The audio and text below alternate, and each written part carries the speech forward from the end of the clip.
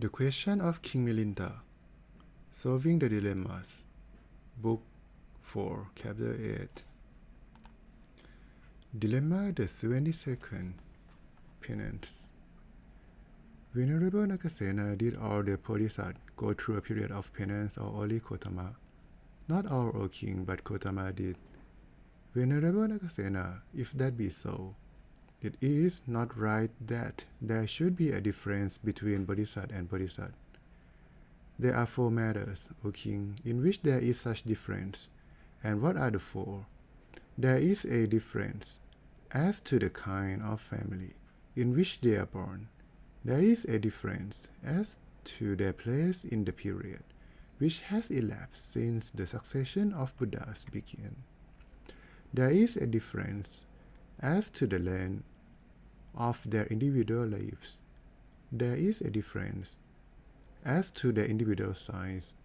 In these 4 respects, O King, there is a difference between Bodhisattva and Bodhisattva, but there is no difference between any of the Buddhas, who are alike in bodily beauty, in goodness of character, in power of contemplation and of reasoning, in emancipation, in the insight arising from the knowledge of emancipation, in the 4 bases of confidence, in the 10 power of Tathagata, in the 6-fold special knowledge, in the 14-fold knowledge of Buddha, in the 18 characteristics of a Buddha. In a word, in all the qualities of a Buddha, for all the Buddhas are exactly alike in all the Buddha qualities. But if Nagasena, that be so, what is the reason that it was only the Gotama Bodhisattva who carried out the penance? Gotama the Bodhisattva had gone forth from the world, O King, when his knowledge was immature, and his wisdom was immature, and it was when he was bringing that immature knowledge to maturity that he carried out the penance. Why then, Nagasena, was it that he thus went forth with knowledge, and with wisdom immature? Why did he not first mature his knowledge, and then with his knowledge mature, renounce the world? When the Bodhisattva, O King, saw the women of his harem all in disorder, then did he become disgusted, and in him thus discontent sprang up. And on perceiving that his heart was filled with discontent, a certain god of those that wait on dead Mara thought, this now is the time to dispel that discontent of his heart. And standing in the air, he gave utterance to these words, O honorable one, O fortunate one, be not so distressed. On the 7th day from this, the heavenly treasure of the wheel shall appear to thee, with its 1,000 spokes, its thigh, and its nave complete and perfect. And the other treasures, those that walk on earth, and those that travel to the sky, shall come to thee of their own accord. And the words of command of the mouth shall bear sway over the 4 great continents, and the 2,000 dependent isles. And thou shalt have above 1,000 sons, heroes mighty in strength to the crushing out of the armies of the foe, and with those sons surrounding the two, master of the 7 treasures shall rule the world. But even as if a bar of iron, heated the livelong day, and glowing throughout, had entered the orifice of his ear, so was it that those words, O King, entered the ear of the Bodhisattva, and to the natural distress he already felt there was added, by the utterance of the god, a further emotion, anxiety, and fear, just as a mighty fiery furnace, with fresh fuel thrown on it, would the more furiously burn, just as the broad earth, by nature moist, and already swampy through the water dripping on it from the vegetation, and the grass that have arisen on it, would become more muddy still when a great rain cloud had poured out rain upon it, so to the distress that he already felt there was added, by the utterance of the god, a further emotion, anxiety and fear. But tell me, Nagasena, if the heavenly wheeled creature had, on the seventh day, appeared to the Bodhisattva, would he, the wheel having appeared, have been turned back from his purpose? No, wheeled creature appear, O king, on the seventh day to the Bodhisattva, for rather that was a lie that was told by that god with the object of tempting him, and even had it appear, yet would not the Bodhisattva have turned aside, and why not? Because the Bodhisattva, O king, had firmly grasped the fact of the impermanence of all things, of the suffering inherent in existence as an individual, of the absence of a soul in any being made up of the five skandha, and had thus arrived at the destruction of the attachment to individuality which arises from lust, or from heresy, or from dependence upon outward acts, or from delusions as to the possession of a permanent soul. The water, O king, which flows into the river Ganges from the Anantata lake, and from the Ganges river into the great ocean, and from the great ocean into the opening into the regions under the earth, would that water, after it had once entered that opening, turn back and flow again into the great ocean, and from the great ocean into the Ganges river, and from the Ganges river into the Anantata lake? Certainly not, sir. In the same way, O king, it was for the sake of that last existence of his that the Bodhisattva had met through merit, through the immeasurable eons of the past. He had now reached that last birth. The knowledge of the Buddhas had grown mature in him. In 6 years, he would become a Buddha, all-knowing, the highest being in the world. Would then the Bodhisattva, for the sake of the wheeled creature, turn back? Certainly not, sir. No, through the great earth, O king, without its peak and mountain ranges, should turn back, yet the Bodhisattva would not before he had attained to Buddhahood. Through the water of the Ganges should flow backwards up the stream, yet the Bodhisattva would not turn back before he had attained to Buddhahood.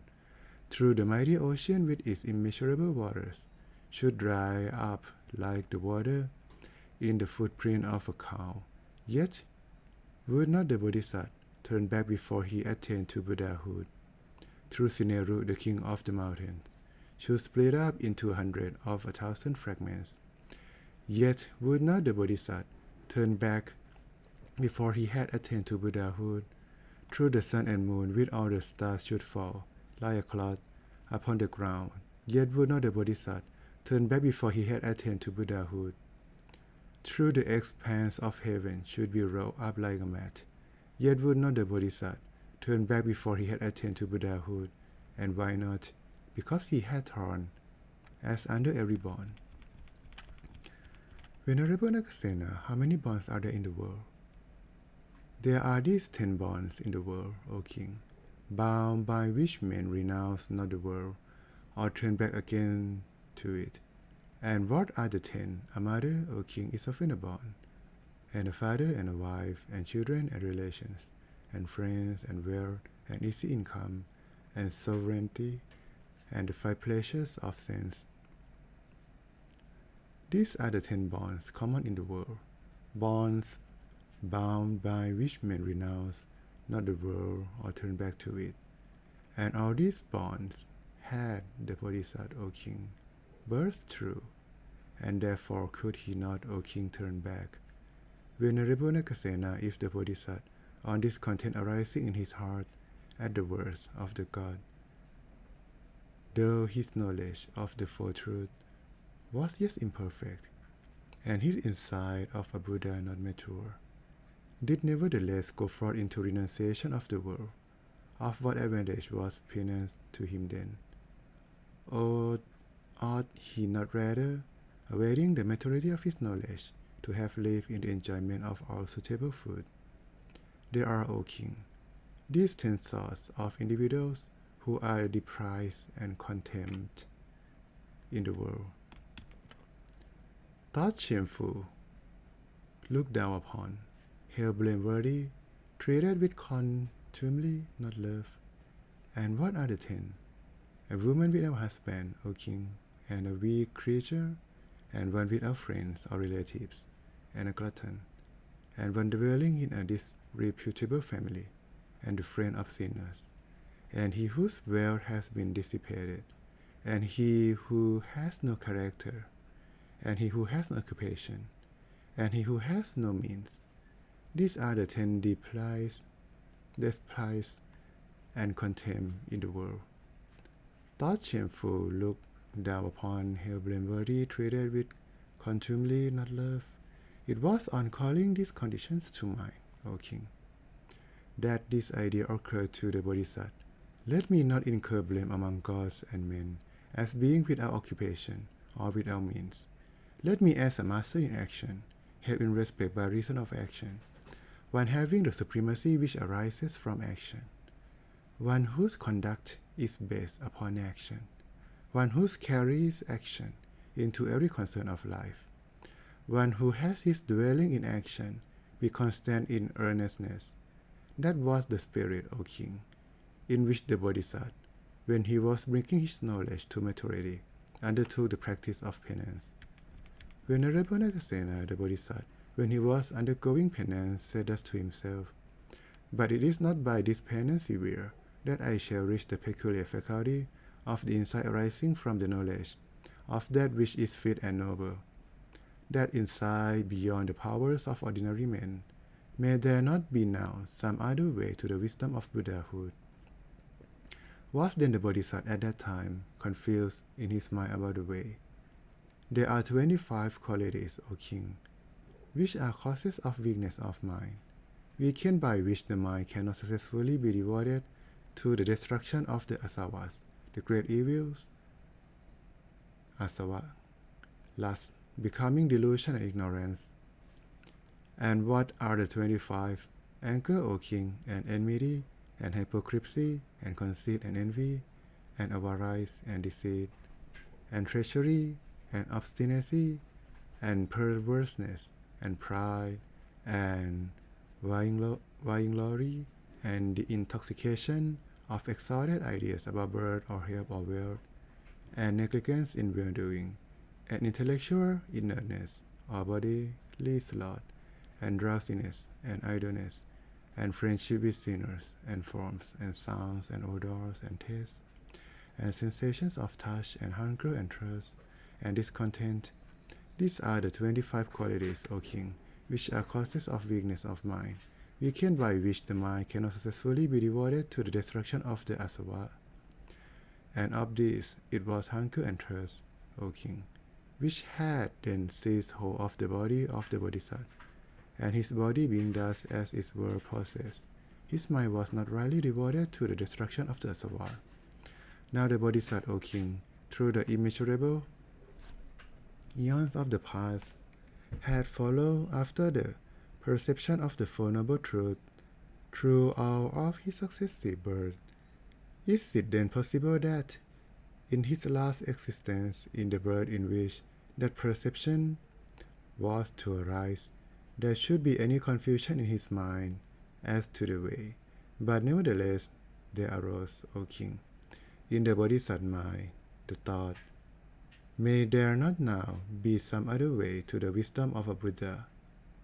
And already before that, O king, when he was only 1 month old, when his father the Sakya was at work plowing, the Bodhisattva placed in his sacred cot for coolness, under the shade of the Kampu tree, sat up cross-legged, and putting away passion, free from all evil conditions of heart, he entered into and remained in the first jhana, a state of joyness born of seclusion, full of reflection, full of investigation, and so into the second, and so into the third, and so into the fourth jhana.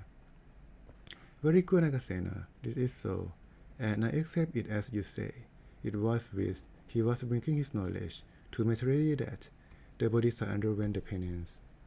Here ends the dilemma as to the penance undergone by the Bodhisattva.